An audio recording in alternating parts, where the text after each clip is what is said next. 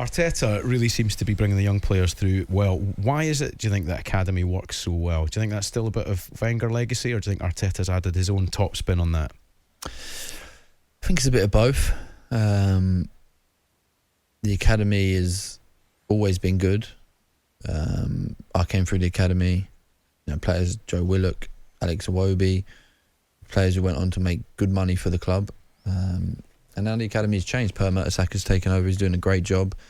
You can see the likes of Charlie Patino now breaking into the team, and there's more below that.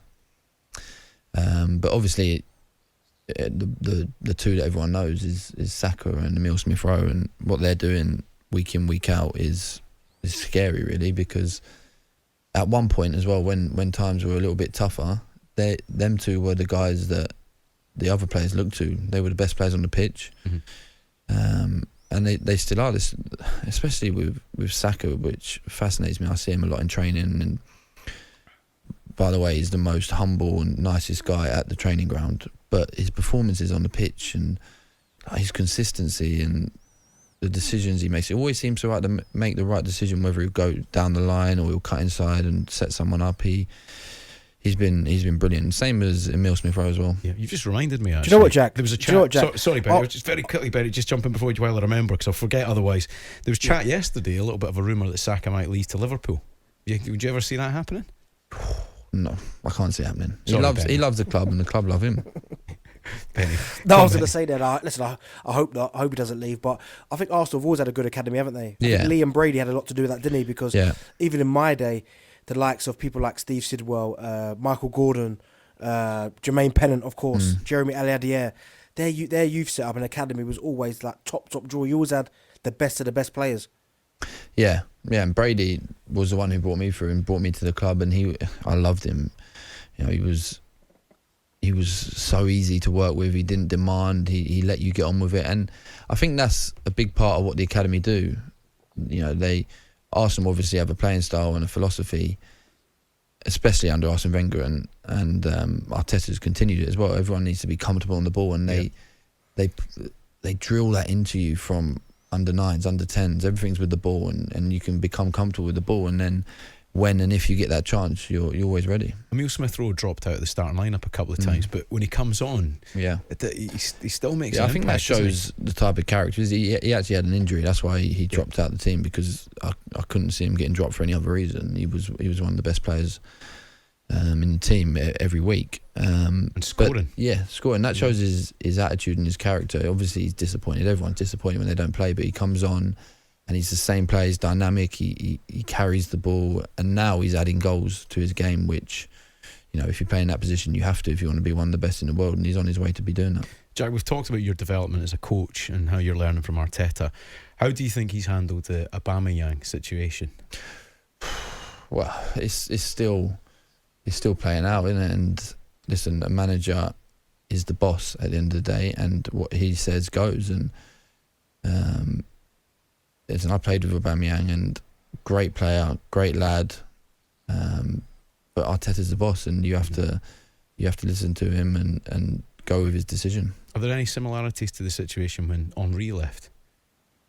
You know what? When Henry left, I was just in the youth team. I'd just gone full time, and I sort of remember it playing out, and how he was obviously the best player, and the club let him leave, and everyone was wondering why. But I can't really comment on that because I don't remember the ins and outs of that. It gave younger players a chance, though, I seem to remember. They had a chance to step up at that point. Listen, Arsene Wenger was a genius, and he wouldn't have let Thierry leave if he didn't have young players coming through, if he didn't believe the team could cope without him. And he made that decision. Yeah, go on, Benty. Right, so sorry, Jack. What's going on here? So Arteta, what do you think Arteta needs to do to kind of improve Arsenal in the new year?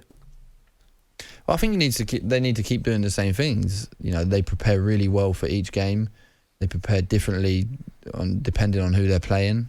And they, as I said before, Arteta's strengths are on the training pitch, and the way he delivers his messages and his game plans to the players, and it's working. The players are starting to get what he wants in possession, and you're starting to see patterns. And they've scored a few goals recently, which were just unbelievable, building up from the back, taking it under pressure. And was it Southampton from back to front? That was unbelievable. Yeah, it was beautiful, and I think that is the type of football they want to play. And then with an aggressive press at the right time in the right areas, and depending on each game, as I said, and you're starting to see that. How significant do you think the goalkeeper's form is with that? Because he's been brilliant. I love watching him. Right? His delivery, first of all, just to see that's what that ball around. That's what he's changed as well. Like, obviously, he's been making some great saves, and that is what goalies have to do. Yeah. But the way he takes the ball under pressure, and he invites the player to him and plays around him, or he plays through the lines, and he just opens up to him. And he's been a massive part of it. Can you see a little bit more aggression appearing in this Arsenal team? Because that has been one of the biggest criticisms I think of the last 3 or 4 years, that maybe felt a little bit softer than they used to be. Yeah, I'm just thinking about Arteta as a player, and I remember him. He was aggressive. He got sent off quite a lot, didn't he? Put his foot in, and he's always talking as well about being hard to play against and winning the ball back in dangerous areas. And he'll want his team to be aggressive, definitely. Where do you think the signing priority should be in January then? We've already talked about Haaland. I mean, that's maybe a bit further ahead, right? And a wish list stuff. But who would be a good signing to bolster the ranks? Can't think of any off the top of my head. But what about you, Benty? What do you reckon? I mean, they're looking pretty solid centre half at the moment, aren't they? Good. Really I think they're looking. I'm thinking. Go on, Benny. Centre forward, maybe. Yeah, they're looking solid all over the pitch. But listen, if you could add a couple to the squad to, improve training, improve competition for places, and give the boys a lift, like to keep on improving and fighting for their place, then they'll do that. But I can't think of like one position where you think, they really need someone. They look solid all over the pitch. Yeah, Odegaard's really come on at a game recently. Yeah, he's really good, like technically, and the pitches. Like, he's one of them players, and I'll compare him to Fabregas because he's the best that I've played with at doing this. Is he sees a picture before he gets the ball, so the ball comes to him, and he'll just either play one touch out of the pressure, or he'll take it and beat a man. And he's improved a lot. I think this is probably the big question on the lips of all Arsenal fans. Can you see Mikel Arteta leading this Arsenal side to winning the league? I think with the right backing and bringing the right players in, he definitely has a clear structure and philosophy of the way he sees football, and how he wants it to play. Listen, they're not going to win the league this year, but in the next 2 or 3 years, if they can get into the top 4, get a few big signings in, give them time to settle and see how the manager wants them to play, then I'm going to put it out there. I think they can, yeah. Is there one department in that team you think that's improved the most? Because there has been a big improvement recently. Is there one thing that you can point out that you think has gone past the turning point recently? I think probably defensively, surely. I think defensively, but also I think the way they play out now, like they know what they're doing. They do it quickly. Like, people in the past over the last couple of seasons would always say Arsenal look like they're taking too many risks when they play out. And when you play out from the back, you take risks, of course you do. But they look a lot more secure the way they play out now. Yeah, it's definitely looking a lot stronger at the back. I just love the keeper's delivery. It's magical stuff, isn't it? Yeah, I can imagine Jack Wilshere doing a little bit of that as well in training with the under-23s. Jack, what about, I mean, this is probably one area I'd like to improve against the top teams. Because you look at them against top teams, City, Chelsea, Liverpool, it's almost like they're beaten before they actually take to the pitch. Do you know what I mean? They've got to somehow find a way of getting over that. Game's massive, well, the thing is, right, which I like, I like about the way the manager plays and his confidence. They went to Liverpool and they tried to press them. They tried to get at them. They tried to win it high. Okay, Liverpool were too good on the day and punished them.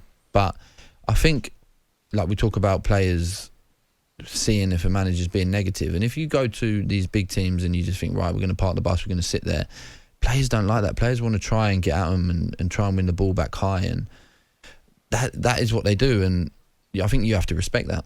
I think Benty's spot on there. It's about the big teams. So the game in the first 2 days' time, taking 3 points from City, it's a big game huge, because and the run they're on, they've just broken to the top 4.